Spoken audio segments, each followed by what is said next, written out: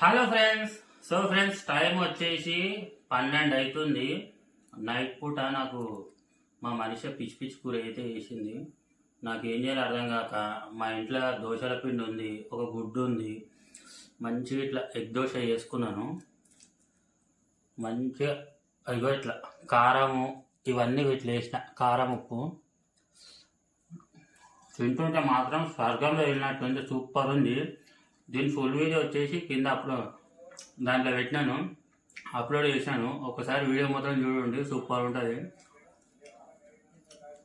Bye friends.